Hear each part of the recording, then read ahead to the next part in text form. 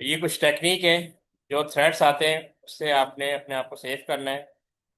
जैसे लिखा हुआ है keeping data save from security access level server. सबसे पहले उसका एक्सेस लेवल जो है वो डाउन करता है, यानी उसको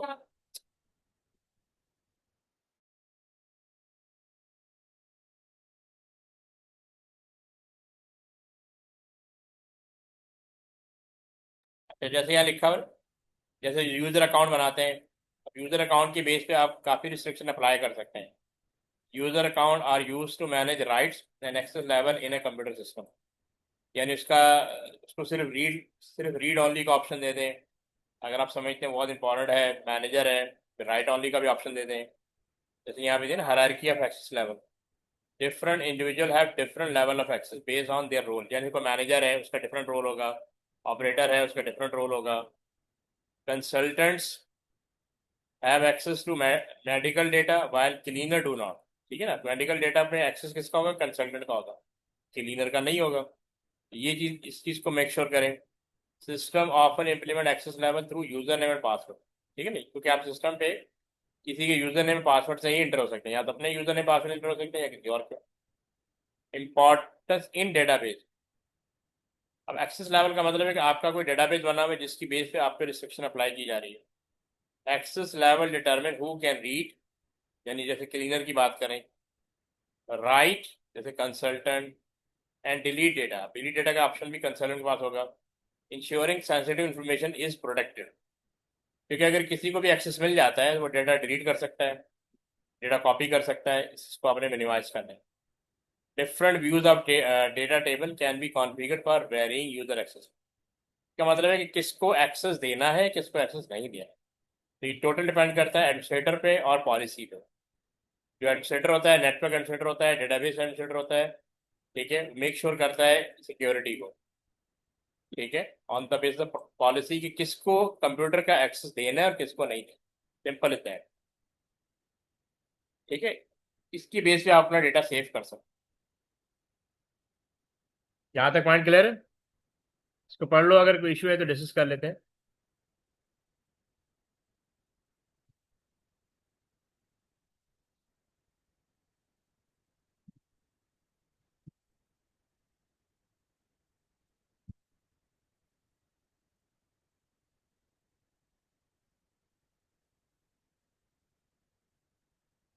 ये तक ही, इज इट क्लियर?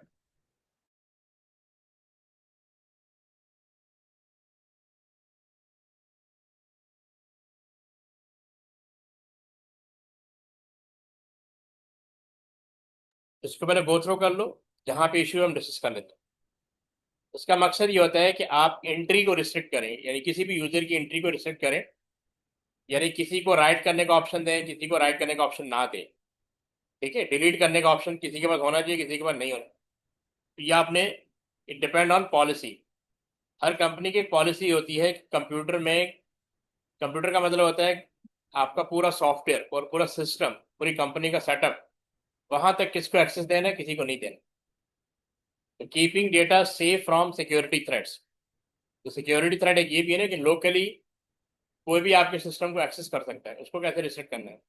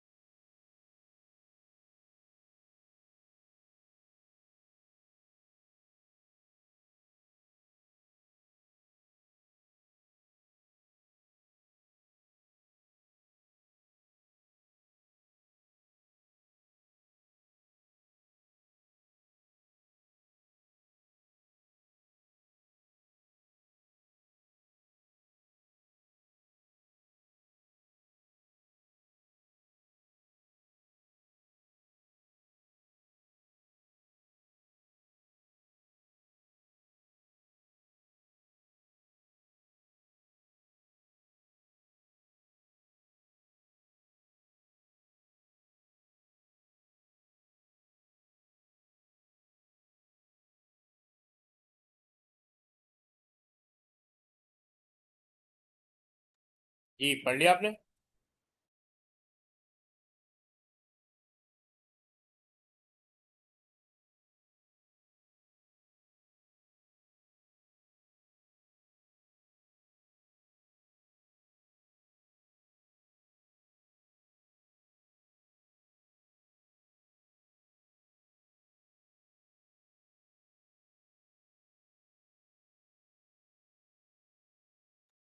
ये तक कि आपने पढ़ लिया?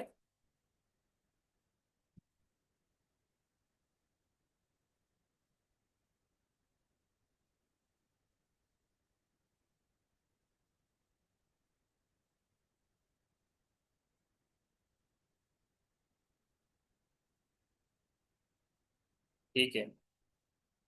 देखो इसका बेसिक पर्पज है keeping data safe from security threat. तो थ्रेट बहुत सारे होते हैं। सबसे पहले जो स्टेप ले सकते हैं वो यूजर का अकाउंट कंट्रोल है। मतलब आप किसी भी यूजर के लेवल के हिसाब से कंप्यूटर का एक्सेस दें, हर एक को एक्सेस ना दें। जैसे यहाँ क्लीनर की बात कर रहा है, और अब कंसल्टेंट का राइट ज़्यादा है मेडिकल डेटा को देखने का, क्लीनर का नहीं है। ठीक है, इस चीज़ को आपने यूजर अकाउंट के थ्रू कंट्रोल करते हैं, यूजर अकाउंट और उसके पासवर्ड। एक्सेस लेवल को मिनिमाइज कर देते हैं, तो कौन एक्सेस कर सकता है कौन नहीं कर सकता। अच्छा, अब देखो access level in social network, common access level include.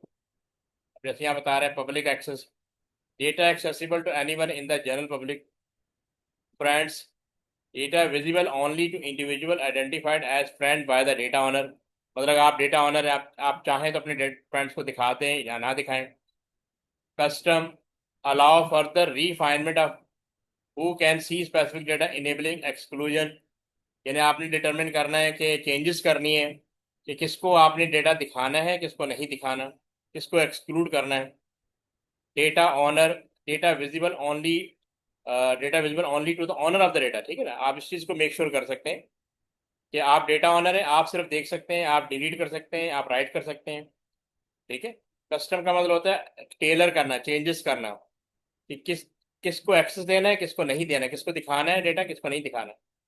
Privacy setting कर सकते हैं। Social network often allow user to manage access through privacy setting instead of traditional password. तो ये फेसबुक का होता है ना कि आपका फेसबुक बहुत इंपॉर्टेंट है, बहुत सेंसिटिव, आप चाहते हैं हर बंदा ना देखे, सिर्फ आपके फ्रेंड सर्कल देख सकें, सिर्फ आपके रिलेटिव देख सकें, बहुत क्लोज लोग देख सकें, हर हर कोई ना दे। अगर आप चाहते हैं आपके डाटा हर कोई देख सकते हैं तो आप पब्लिक एक्सेस कर दें, या फ्रेंड एक्सेस कर दें, या कस्टम एक्सेस कर दें, या सिर्फ अपने लिए रखें।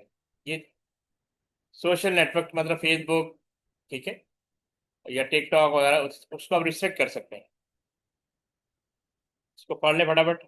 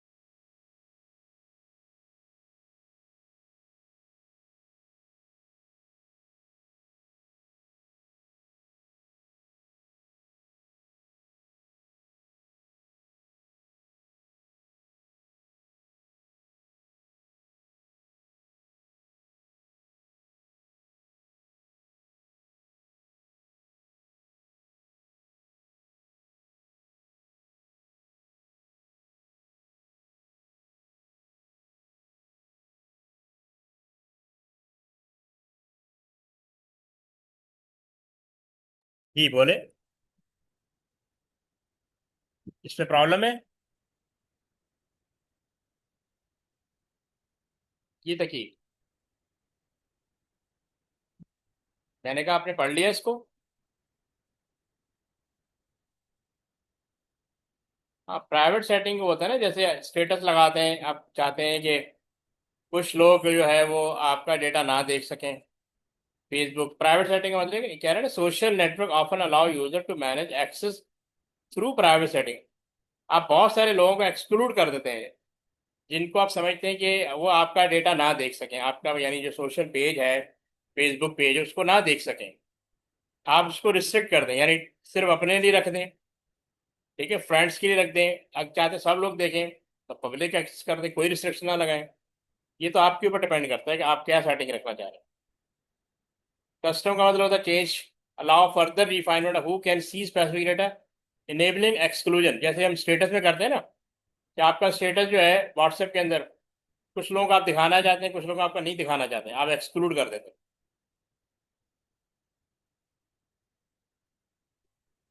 समझ आ गई?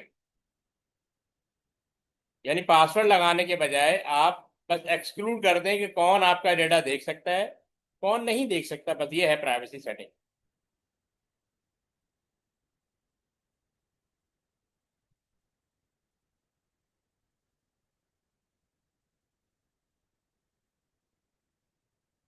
एंटी मालवेयर समरी, तो बेसिकली एंटी वायरस या एंटी मालवेयर सॉफ्टवेयर इंस्टॉल कर लें, सिंपल ये है। ये और कुछ भी नहीं है कि जैसे एंटीवायरस इंस्टॉल कर ले, एंटी स्पाईवेयर इंस्टॉल कर ले। स्पाई का मतलब होता है जासूसी करना। वैसे ये फीचर एंटीवायरस के अंदर भी होता है। ठीक है। जैसे यहाँ दिया हुआ है common type of anti malware, एक तो वो दिया हुआ है एंटीवायरस, डिटेल इन चैप्टर 4 में क्या रहा दिया हुआ है। Anti spyware focus on detecting and removing illegally installed spyware. यानी ये डिटेक्ट कर देगा कि आपके सिस्टम में कोई स्पाईवेयर तो नहीं लगा हुआ जो आपकी जासूसी कर रहा है, जो आपकी हर बात सुन रहा है। आप टाइप कर रहे हैं तो उसको रिकॉर्ड करके भेज रहा है हैकर के पास, इस तरह की चीज़ें। तो एंटी स्पाईवेयर आपको डिटेक्ट करके देगा। मेथड ऑफ एंटी स्पाईवेयर क्या है? Rules, identify spyware by looking for typical feature associated with it. File structure, detect certain file structure that indicate potential spyware. तो ये ऑटोमेटिकली एंटी स्पाईवेयर होता है खुद ब खुद कर लेता है, चेक कर लेता है कि स्पाईवेयर यहाँ पे है या नहीं है। Integration, anti spyware is often included in comprehensive malware protection bundle that also contain antivirus and personal firewall feature. तो ये मैंने आपको बताया ना कि ये एंटी स्पाईवेयर को अलग से नहीं आता, आता भी है, लेकिन एंटीवायरस के अंदर भी ये फीचर होता है। बस ये बाकी इसके फीचर दिए हैं। General feature of anti spyware, detect and remove existing spyware on device, prevent user from downloading spyware. ठीक है, स्पाईवेयर को डाउनलोड करने में रिस्ट्रिक्ट करेगा ये। Encrypt file to enable security against spying, फाइलों को इनक्रिप्ट फॉर्म में कन्वर्ट कर देगा ताकि कोई इसको रीड ना कर सके, अगर एक्सेस कर भी ले तो रीड ना कर सके। इनक्रिप्ट की स्ट्रोक टू मिटिगेट की logging risk, blocks unauthorized access to webcam and microphone, scan for sign of personal information theft and alert user if detected। ये सारे फीचर हैं जो इसने करने हैं। बस क्विकली रीड कर लो।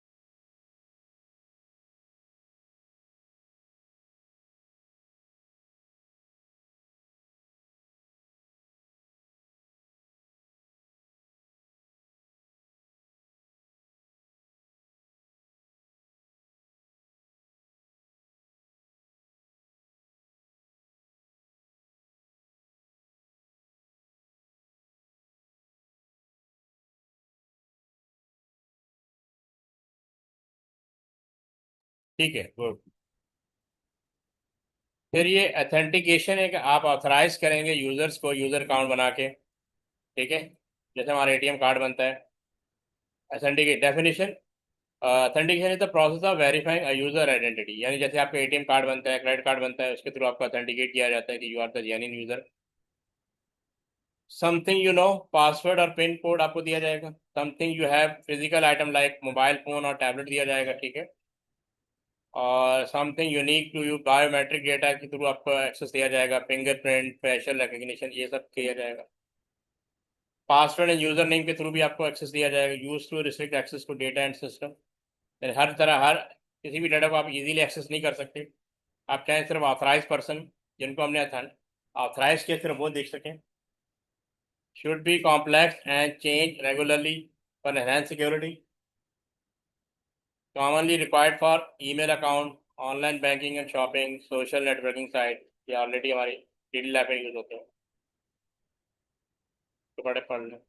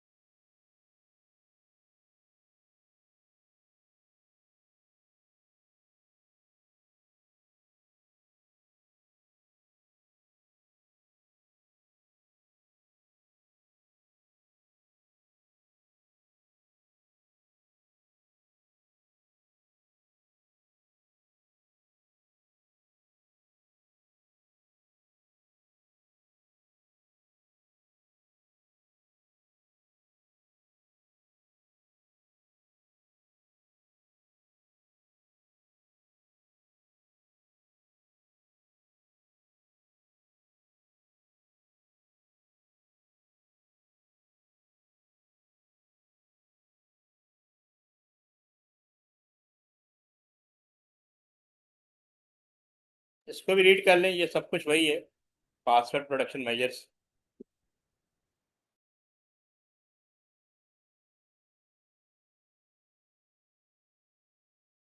ये पासवर्ड क्रिएट करने का ऑप्शन है कि आपको स्ट्रॉन्ग पासवर्ड कैसे क्रिएट कर सकते हैं। Just go through quickly then ask me.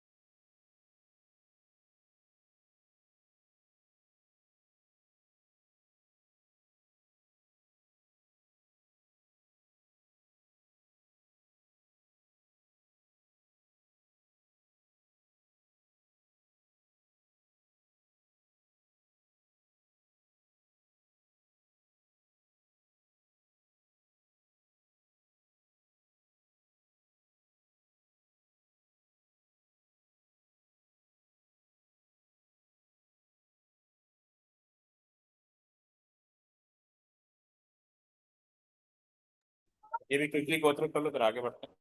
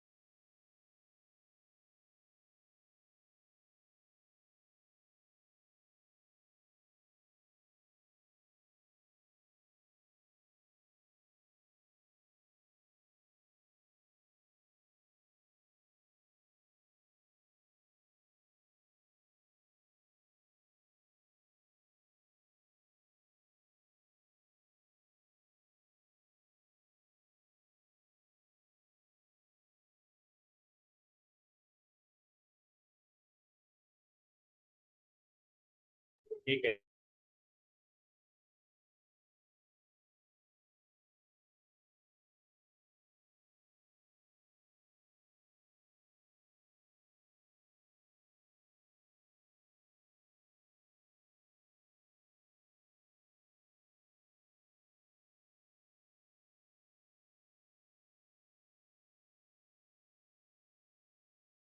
ये पढ़ लो, ये बायोमेट्रिक समरी है, already know that.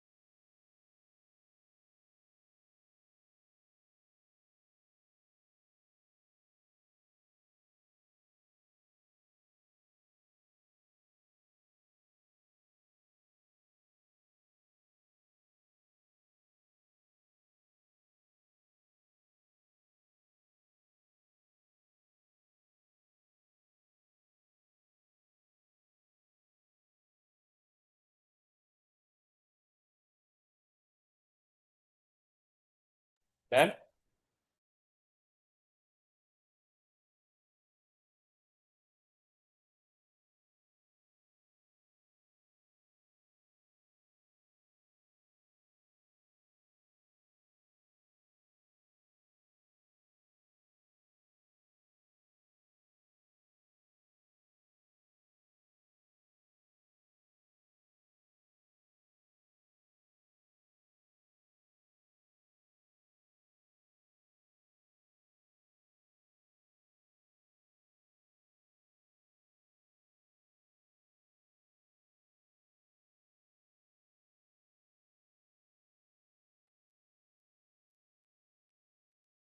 Privacy concern कहाँ लिखा हुआ है?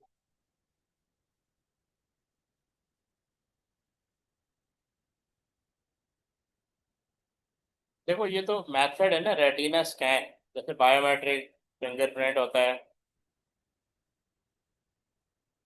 प्राइवेसी कंसर्न मीन्स कि आप चाहते हैं कि आपका डेटा सिर्फ आप व्यू कर सकें या वो लोग व्यू कर सकें जिनको आप जानते हैं। ठीक है, सम user may see biometric device as an infringement of civil liberty।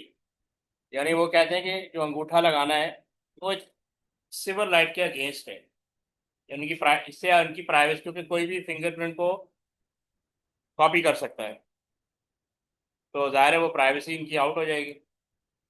ये ड्रॉबैक दिया, cost installation and setup can be expensive, injury impact, finger injuries can affect scanning accuracy, privacy concern user may be biometric devices as an infringement of civil liberty. इनकी जो आज़ादी है वो खत्म हो जाएगी, क्योंकि फिंगरप्रिंट कहीं भी यूज हो सकता है। ठीक है, मतलब ये डीमेरिट है।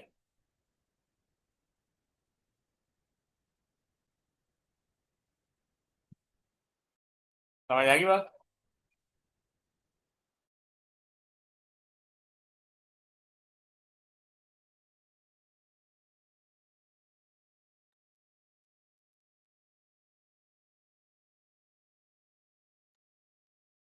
तो ओके,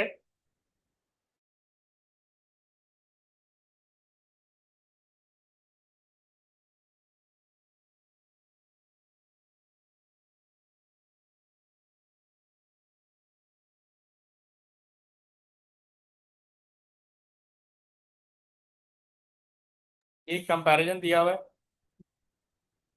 कॉमन बायोमेट्रिक टेक्निक। ठीक है, तो इसके बेनिफिट ड्रॉबैक हैं, उसकी बेस पे कंपेयर कर सकते हैं जो भी सिक्योरिटी मेजर लेना है।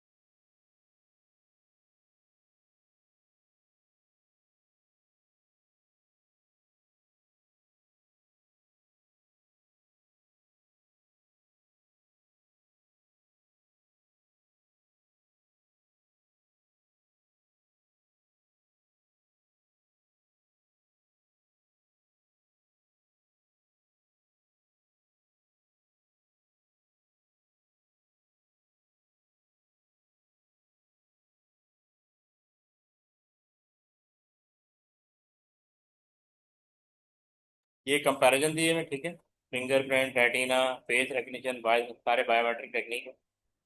बेनिफिट और ड्रॉबैक दोनों पढ़ लो फटाफट।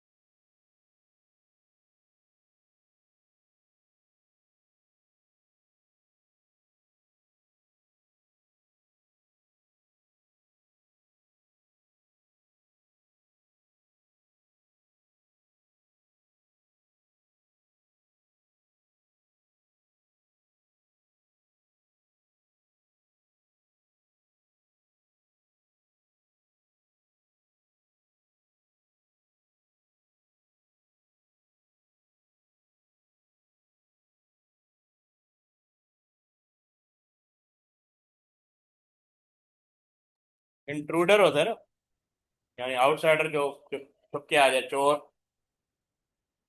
कंप्यूटर के अंदर कौन आता है? हैकर, जिसके बारे में आपको पता नहीं लगेगा।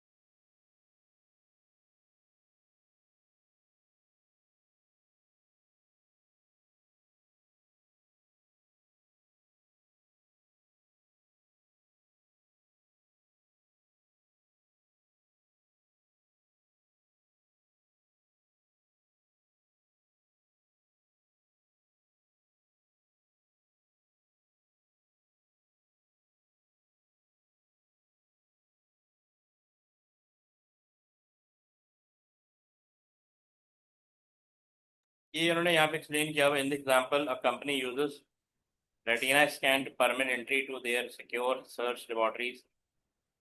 ठीक है, ये रेटिना स्कैनर है। ये red and green light use to indicate whether door lock और ओपन। बेसिकली जब ये आपकी आंख है, कैमरे के थ्रू आपके रेटिना पर स्कैन किया जाता है। ये एनालॉग टू डिजिटल कन्वर्टर, क्योंकि एनालॉग होता है, माइक्रोप्रोसेसर अंडरस्टैंड नहीं कर सकता, तो ईडीसी कन्वर्ट करता है डिजिटल फॉर्म में। फिर माइक्रोप्रोसेसर अपने डेटाबेस में यानी हार्ड डिस्क में जो डेटा पड़ा हो इसके थ्रू कंपेयर करेगा। ठीक है, अगर पहले से क्या कहते हैं, यहाँ से उस पर इंफॉर्मेशन मिल गई, ठीक है, तो ये डीएसी की तरफ भेजेगा, जो डिजिटल को एनालॉग में ट्रांसफर करेगा। और ये सिक्योरिटी डोर जो ओपन हो जाएगा, अगर वेरीफाई हो जाता है तो सिक्योरिटी डोर ओपन हो जाता है, अगर वेरीफाई नहीं होता तो फिर वो क्या बोलते हैं, सिक्योरिटी डोर ओपन नहीं होता।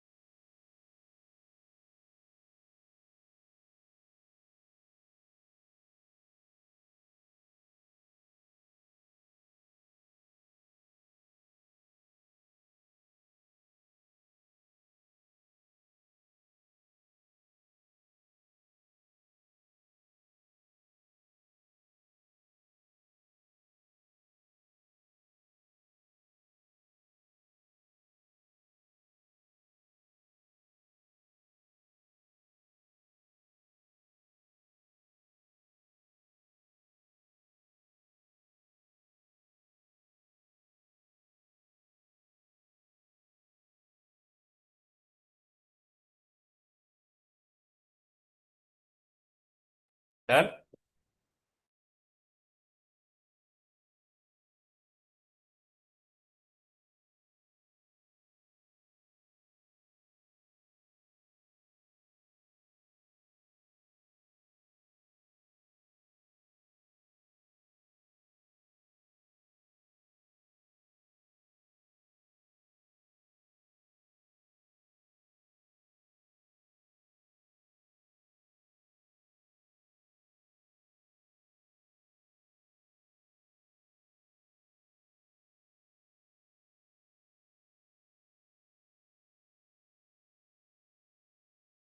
अच्छा, ये भी एक मेथड है, आपको पता होगा, टू स्टेप वेरिफिकेशन जो मोबाइल के ऊपर की जाती है। ठीक है, इसमें क्या होता है, require two step verification require two method of authentication to verify user identity, common use predominantly use for online purchase using credit card, debit card. ठीक, टेलीफोन आ जाएगा, ठीक है, या मैसेज आ जाएगा, Kate logged into a website to buy a camera. Example दीदी, 7. She entered her username and password for initial authentication. ठीक है, an 8-digit PIN, one-time password, OTP is sent to a registered mobile phone via email or text messages. जिस तक से credit card के साथ ही होता है। Kate entered the receipt PIN into her computer to complete the authentication process. पहले आपने user ने पासवर्ड डाला, फिर वहाँ कंपनी की तरफ से पासवर्ड आ गया, अदर पासवर्ड आ गया, एट एट 8 डिजिट, ठीक है, 4 डिजिट जो भी होता है। कंपोनेंट ऑथेंटिकेशन क्या है, the mobile phone represent something she has, तो मोबाइल फोन पे मैसेज आता है, व्हाट्सएप पे आएगा या एसएमएस के थ्रू आएगा। The password and pin code represent something she knows. ठीक है, ये दो कंपोनेंट होते हैं।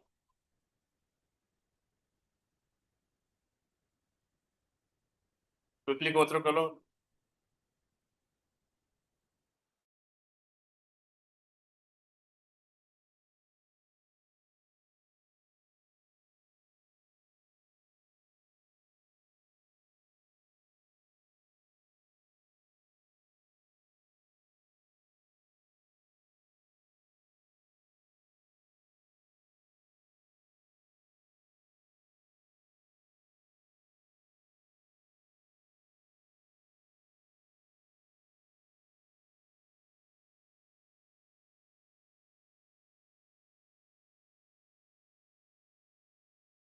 ठीक है, समझ में आ गया, आगे बढ़े।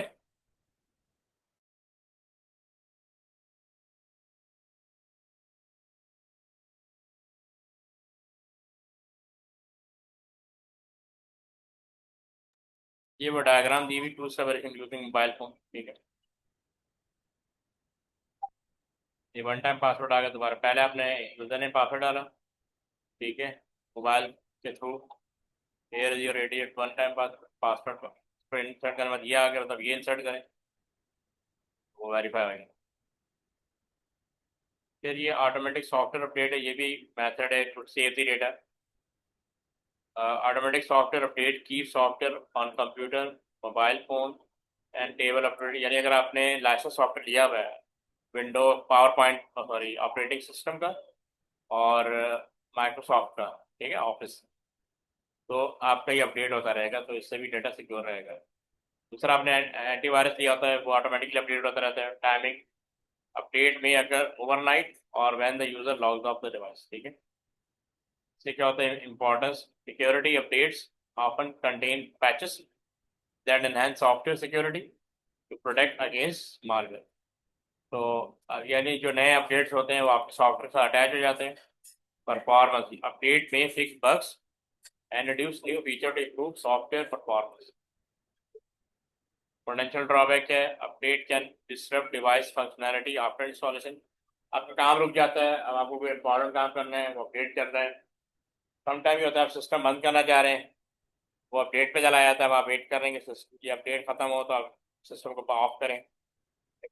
If disturbance occur, user may need to wait for another patch or use method to revert the system to a previous state as discussed in chapter 2। अब वो अगर प्रॉपर अपडेट नहीं होता, डिस्ट्रप्शन हो जाती है, अब अगर ऑपरेटिंग सिस्टम काम सही नहीं कर रहा या एंटीवायरस सही काम नहीं कर रहा, तो फिर आपको रिवर्स बैक करना पड़ेगा, वेट फॉर अनदर पैच और use method to revert system to previous state. तो जो भी प्रीवियस स्टेट है उसको दोबारा जाने के लिए आपको थोड़ा वेट करना पड़ेगा, ठीक है, और अनदर पैच का वेट करना पड़ेगा, या आपको सेटिंग वगैरह में पता हो कि वो कैसे रिवर्ट होता है। क्विकली पढ़ लो, क्योंकि अभी हमने फायरवॉल खत्म करना है।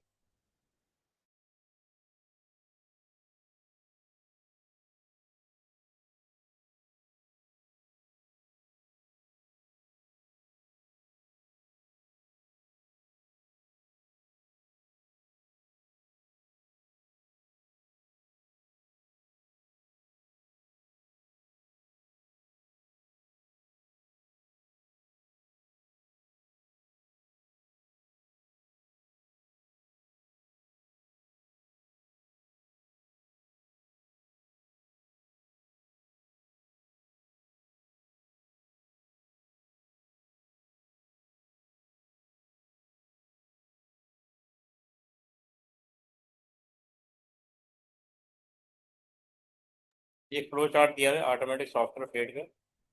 User ensure devices change charge installation take place. ठीक है. Software update schedule for auto update at 3 a.m. यानी आपने ऑटोमेटिक अपडेट लगाया है. Need to reboot device yes. Message warning reboot will occur in 10 minutes. Is a manual reboot needed? No. System want 10 minutes. Yes. User reboots device. ठीक है. Update is complete. या अगर आप खुद मैनुअल करते हैं automatic reboot takes place after 10 minute. Update complete है. Need reboot device no. इधर आ जाएगा यूजर अपडेट इज कंप्लीटेड. अभी फ्लो चार्ट दिया हुआ है ये कैसे हो रहा है.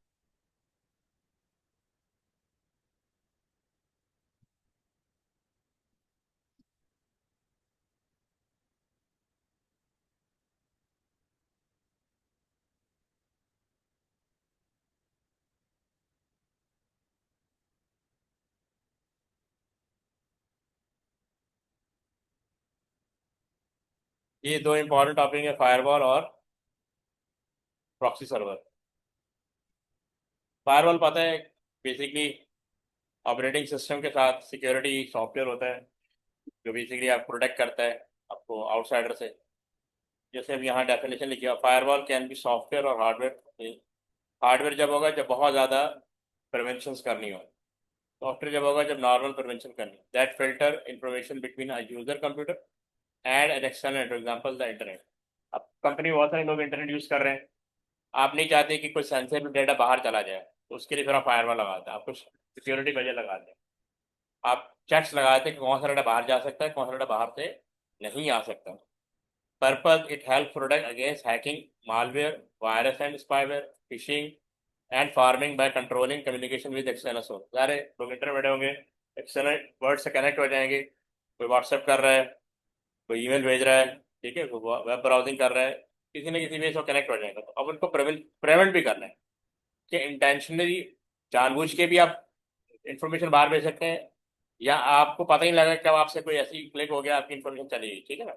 उस चीज़ को मैनेज किया जाता है फायरवॉल के. अब इसी मेन टास्क का फायरवॉल क्या है.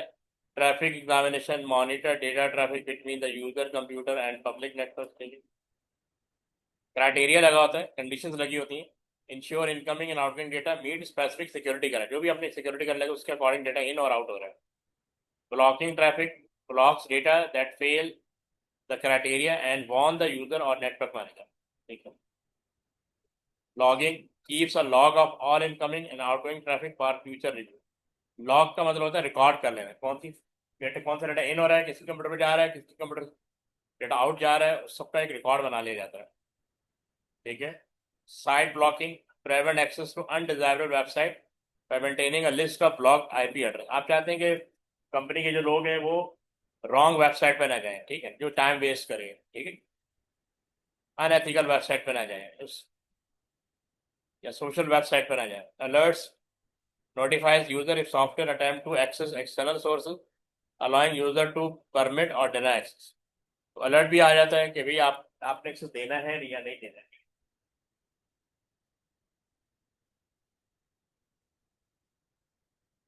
ये दिया हुआ यूजर्स कंप्यूटर फायरवॉल्स ये इंटरनेट. तो ये चेक करेगा यूजर कंप्यूटर का डेटा अकॉर्डिंग टू क्राइटेरिया है या नहीं. ये बेसिकली और इंटरनेट से डेटा आ रहा है उसको भी चेक कर रहा है फायरवॉल. ये इसका टिपिकल टास्क है.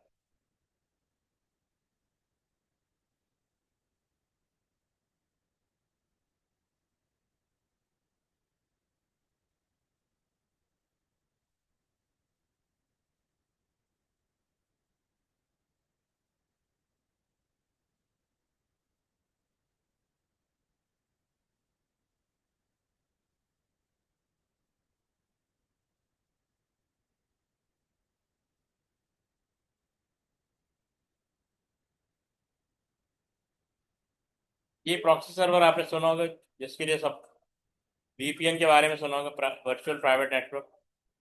तो ये क्या करता है कि ये आपको बाईपास कर देता है.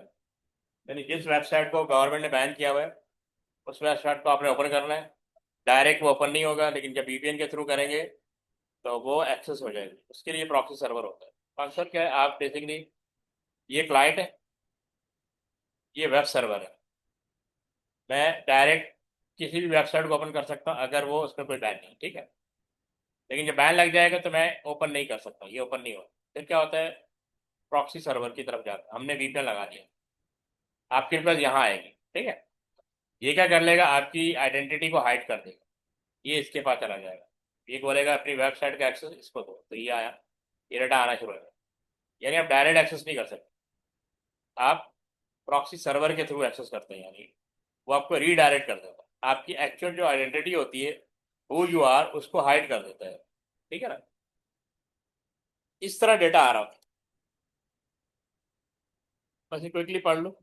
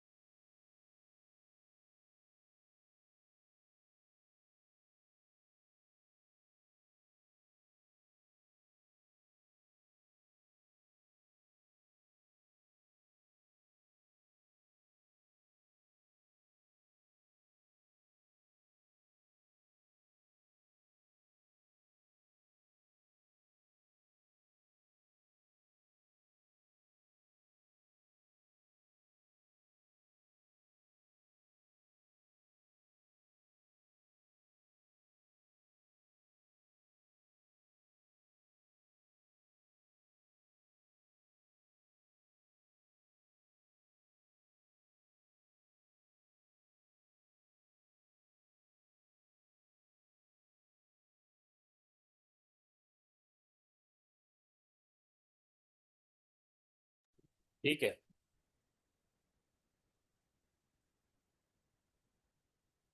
ये वही है प्राइवेसी सेटिंग, पहले पढ़ लिया हमने कि वो किस तरह आप ऐड करें। एक सेकंड।